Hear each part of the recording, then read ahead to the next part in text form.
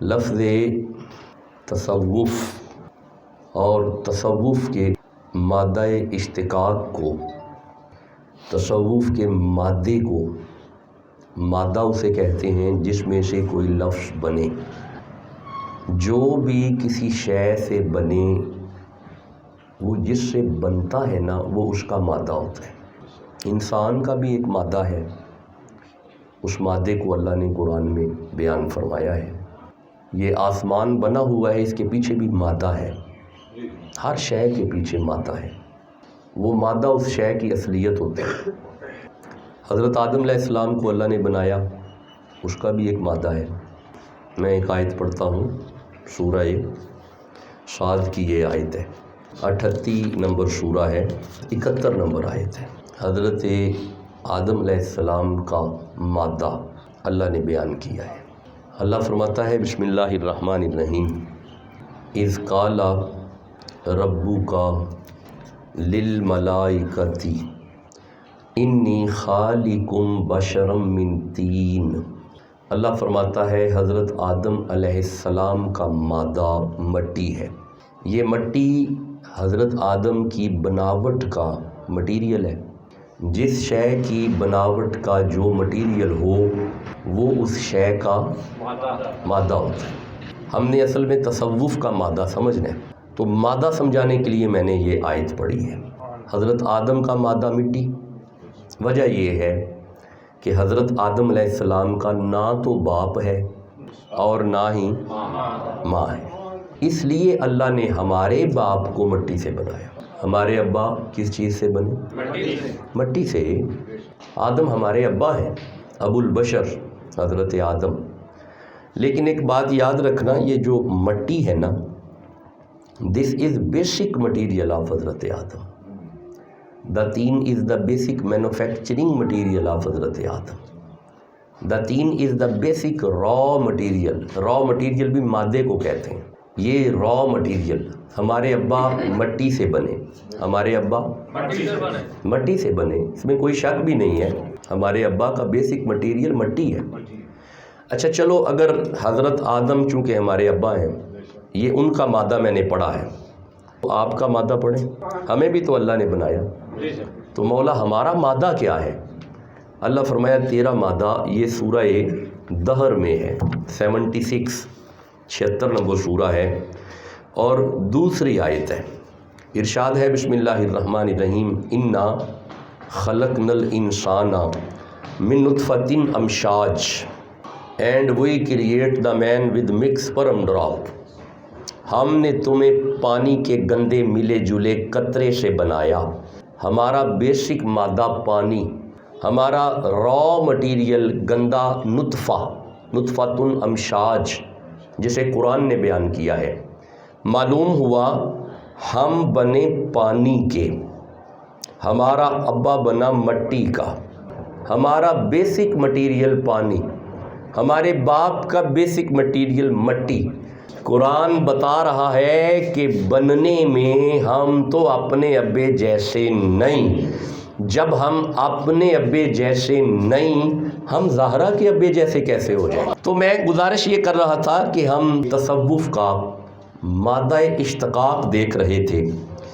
اگر آپ کو یاد ہو، تصوف کا مادہ ہم نے نکالا بھی تھا کہ لفظ تصوف جو ہے، یہ جو ہے نا تصوف، اصل لفظ ہے تصوف، یہ لفظ ہے تصوف۔ اس کا مادہ پچھلے جمعے نکلا تھا صاد، واو اور فا، یہ تصوف کا مادہ ہے۔ اسے علماء کی زبان میں کہتے ہیں مادہ اشتقاق، کہ تصوف کہاں سے نکلا ہے۔ یہ آج یہ جو میں عرض کر رہا ہوں، گزارشات جو پیش کر رہا ہوں، اور یہ گزارشات اس لیے پیش کی جا رہی ہیں کیونکہ آج کل انٹرنیٹ پہ آ کے کچھ لوگ ہیں تو عالم، لیکن چونکہ معرفت نہیں ہے، علم معرفت سکھاتا ہے۔ اگر معرفت نہیں ہوئی کوئی علم نہیں، اگر معرفت ہوئی ہے تو علم ہے۔ کچھ لوگ انٹرنیٹ پہ آ کے تصوف کا برملا انکار کرتے ہیں کہ تصوف کوئی علم نہیں ہے، اور تصوف کا کوئی وجود نہیں ہے. There is not any sort of thing in name of تصوف. اور تصوف نام کی کوئی شے نہ قرآن میں ہے اور نہ ہی اس کا کوئی تصور حدیث میں ہے یا سنت میں ہے. آج ذرا دیکھتے ہیں کہ تصوف قرآن میں ہے کہ نہیں. ذرا اس کا مادہ اشتقاق دیکھیے گا، پھر آپ کے ذہن میں ایک سکیچ بن جائے گا. تصوف ہے صاد وا اور فا سے. اب اس کو ملاؤ تو یہ کیا بنے گا؟ اس کو ملاؤ تو یہ بنے گا صوف. اب یہ جو لفظ صوف ہے نا، صوف اسی سے ہے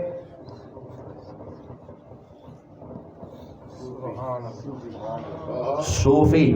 اب جس کے پاس تصوف کا علم ہو اس ماہر کو صوفی کہتے ہیں. یہ ہے جی اس کا مادہ اشتقاق.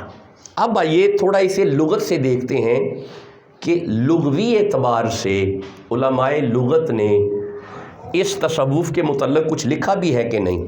یہ کتاب ہے المفردات فی غریب القرآن.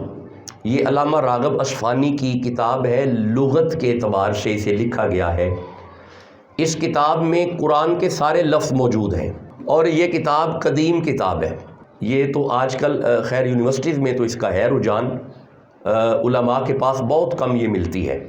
زیادہ تر علماء کے پاس المنجد ملتی ہے. یہ لغوی اعتبار سے لکھی گئی ہے کتاب. اسے پڑھتے ہیں کہ کیا انہوں نے بھی کچھ تصوف کے متعلق لکھا ہوا ہے. علامہ راغب اصفہانی نے لکھا، یہ دیکھیے گا جی، یہ لفظ نکلا ہے الصوف. یہ صوف کیا ہے؟ الصوف عربی کا لفظ ہے. اس کا معنی علماء لغت نے کیا اون. اون کیا ہوتی ہے؟ دمبے کی کھل کو اون کہتے ہیں. لیلے کی جو کھل ہوتی ہے اسے اون کہتے ہیں. وہ جو روئی سی ہوتی ہے نا اوپر، اسے کہتے ہیں اون. اب دیکھنا ہے کہ یہ اون کیا ہے. نحل کی آیت ہے، 16 نمبر سورہ ہے اور 80 نمبر آیت ہے.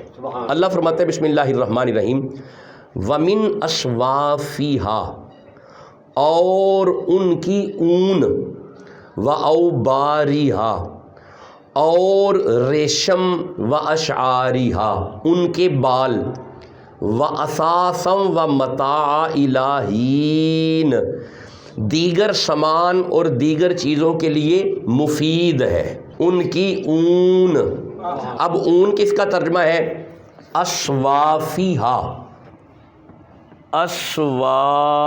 اسوافیہا، اسوافیہا وہی ہے صوف، اور صوف کا معنی ہے اون.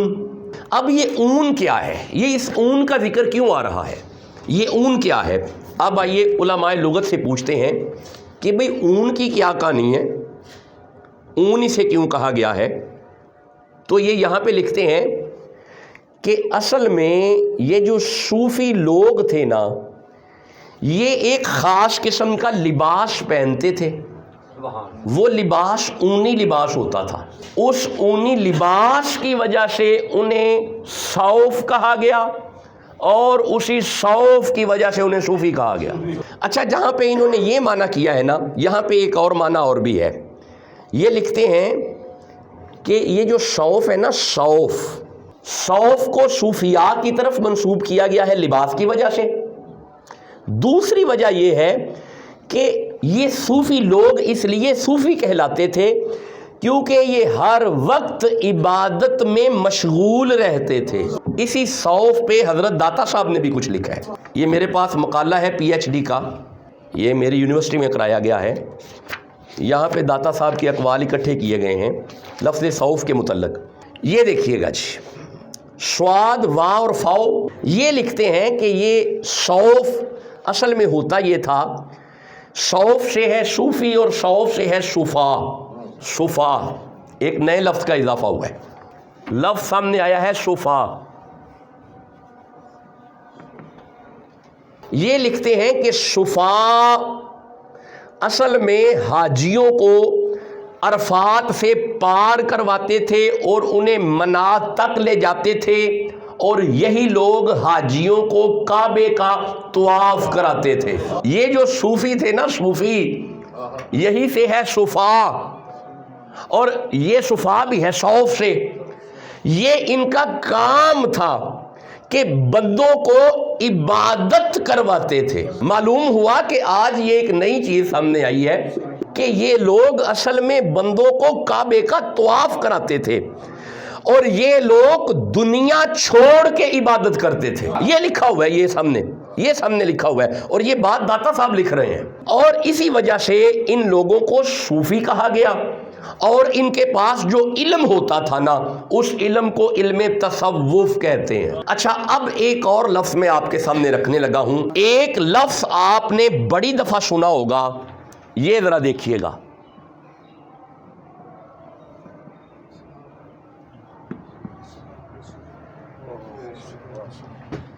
اے جڑا صفا ہے نا، صفا اے اوئی جے صوفی والا۔ اب مجھے بتاؤ یہ صاحب صفا کون تھے؟ سارے مولوی لکھتے ہیں کہ اصل میں 5 وقت کی نماز بندے پڑھنے آتے تھے، لوگ پڑھ کے چلے جاتے تھے، لیکن انہی صحابہ کی جماعت میں سے کچھ بندے مسجد نبوی میں ایک نکر میں سائیڈ پہ اللہ اللہ اللہ اللہ اللہ اللہ اللہ اللہ اللہ اللہ، ظہر کا وقت ہونا، پھر واپس مسجد میں آ جانا، پھر نماز پڑھنی، لوگ چلے جاتے تھے۔ یہ پھر اسی کارنر پہ وہ جو نکر تھی نا، مقام صفا، وہ لوگ پھر اسی سائیڈ پہ نکر پہ جا کے پھر اللہ اللہ اللہ اللہ اللہ، پھر عصر کا ٹائم ہونا، پھر مسجد میں آ جانا، پھر نماز پڑھنی، پھر لوگوں نے چلا جانا، پھر وہیں پہ بیٹھ کے اللہ اللہ، مغرب پڑھنی، پھر وہیں پہ اللہ، پھر عشاء پڑھنی، پھر وہیں پہ۔ اچھا، لوگ عشاء پڑھ کے چلے جاتے تھے، یہ نہیں جاتے تھے، یہ پھر اسی جگہ پہ کارنر پہ سائیڈ پہ مقام صفا پہ پھر وہیں پہ اللہ اللہ اللہ۔ یہ مطلب ہے لوکاں دی 5 ویلے یہ نہیں جاتے تھے۔ اچھا، اب یہ لوگ چونکہ جاتے نہیں تھے، ان کی شان میں ایک آیت آئی ہے، یہ سورہ الکاف کی آیت ہے جی، 18 نمبر سورہ ہے، اور یہ 28 نمبر آیت ہے۔ یہ آیت ان کی شان میں آئی ہے۔ جب یہ ذکر میں مشغول رہتے، اللہ فرمایا وَاصْبِرْ نَفْسَكَ۔ وَاصْبِرْ کا معنی ہوتا ہے اپنا آپ جوڑ لو، وَاصْبِرْ دا معنی ہوتا ہے اپنا آپ لا لو، وَاصْبِرْ دا معنی ہوتا ہے رک جاؤ، وَاصْبِرْ دا معنی ہوتا ہے جڑ جاؤ۔ اللہ نبی سے فرما رہا ہے وَاصْبِرْ نَفْسَكَ مَعَ الَّذِينَ يَدْعُونَ رَبَّهُمْ بِالْغَدَاةِ وَالْعَشِيِّ، میرا حبیب اپنا آپ انہاں دے نال لا لے جڑے میرے نے۔ اللہ فرما رہا ہے میرا حبیب، یہ جو کا ہے نا، کا یہ ضمیر واحد ہے، نفسک کا، رسول اللہ اپنا آپ ان کے ساتھ جوڑ لو۔ یہ کون ہے؟ الذین یدعون ربہم بالغداۃ والعشی۔ اللہ فرماتا ہے 5 ویلے دی پڑھ کے بندے ٹر جاندے نے، اے سارا دن مینوں یاد کر دے نے، اے ساری رات مینوں یاد کر دے نے۔ میرا حبیب آپ اپنا آپ ان کے ساتھ لگاؤ، میرا حبیب ان کے ساتھ جڑ جاؤ۔ اے دا مطلب ہے کم از کم صوفی او ہوندا ہے جیڑا محمد دے نال جڑیا ہو۔ میرے صاحبو، صوفی اسے کہتے ہیں جس کے ساتھ محمد جڑ جائے۔ بھائی اپنی پسند کے عالم کو بٹھا کے اس کا ترجمہ پوچھو، صوفی ہوتا ہی وہ ہے جو رسول اللہ کی مائیت میں ہر وقت رہے۔ آگے سنیے گا ذرا، اللہ ان کی کیا نشانی ہے، انہوں نے کیا کیا ہے۔ اللہ فرمائے انہوں نے پتہ کیا کیا ہے، یریدون وجہہ، یریدون وجہہ۔ یریدون کا معنی ہوتا ہے یہ دیوانے ہیں، یہ عاشق ہیں، یہ طلبگار ہیں، یہ چاہتے ہیں، یہ محبت رکھتے ہیں۔ مولا کس سے؟ فرمایا وجہہ، میرا محمد یہ اللہ کے مکھڑے کے دیوانے ہیں، یہ اللہ کے چہرے کے دیوانے ہیں۔ ہن اپنا آپ انہاں دے نال لاؤ۔ اچھا آگے سنیے جی، آگے سنو، آگے اللہ فرماتا ہے وَلَا تَعْدُ عَيْنَكَ عَنْهُمْ، میرا حبیب آپ اپنی نگاہیں ان پہ رکھیں۔ یہ کا مطلب ہے قرآن پڑھ کے سمجھ آ گئی، صوفی وہ ہوتا ہے جو محمد کی نظر میں ہوتا ہے۔ ہم سمجھ آئی ہم داتا صاحب کیوں جاتے ہیں، وہاں پہ رسول کی نظریں ہیں۔ ہم سمجھ آئی ہم پاک پتن کیوں جاتے ہیں، وہاں پہ رسول اللہ کی نظریں ہیں۔ ہم سمجھ آئی ہم معین الدین کے پاس کیوں جاتے ہیں، خواجہ معین الدین نبی کی نظر میں ہیں۔ اصحاب صوفہ ان کے متعلق حضرت غوث اعظم نے لکھا ہے، یہ غنیۃ الطالبین میں لکھا ہوا ہے۔ انہوں نے لکھا ہے، غوث اعظم نے لکھا ہے کہ یہ جو آیت ہے نا، جو اللہ نبی سے فرما رہا ہے اپنی نظریں انہاں تے رکھ، بھائی اللہ فرما رہا ہے، رسول اللہ سے اللہ فرما رہا ہے وَاصْبِرْ نَفْسَكَ، میرا حبیب اپنا پینا دے نال لا۔ داتا صاحب نے بھی لکھا ہے، غوث اعظم نے بھی لکھا ہے کہ یہ اصحاب صفا ہے۔ دیوبندی عالم لکھتا ہے کہ نہیں، وہ 6 صحابہ تھے۔ چلو ہے تو صحابہ تھے نا، ٹھیک ہے۔ یہ لکھتا ہے کہ یہ شان صحابہ کی ہے، داتا صاحب غوث اعظم لکھتے ہیں یہ شان اصحاب صفا کی ہے۔ اہل حدیث کا عالم ہے امام ابن تیمیہ لکھتا ہے کہ نہیں، یہ آیت صحابہ صفا کے لیے نہیں آئی، یہ آیت صحابہ صفا کے لیے نہیں آئی، یہ آیت ہر اس بندے کے لیے آئی ہے جو 5 وقت کا نمازی ہے۔ میں کیا یہ تے کمال ہو گیا، یہ تے بہت اعلیٰ ہو گیا، یہ تے ہور بھی اعلیٰ ہو گیا ہے۔ ہن آیت نو ذرا دھیان نال پڑھو نا، اللہ فرماندا ہے لا تعدو عینک عنہم، میرا حبیب آپ اپنی نظریں ان پہ رکھیں۔ ساڈا تے خیال سی نبی دی نظراں صحابہ صفا تے نے، ابن تیمیہ نے تے مسئلہ حل کر چھڈیا ہے، جیڑا بندہ بھی مصلی تے آئے گا وہ محمد کی نظر آئے گا۔ جب بندہ مصلی پہ آئے، دیکھنے میں مصلی پہ آتا ہے، اصل میں محمد کی نظر میں آتا ہے۔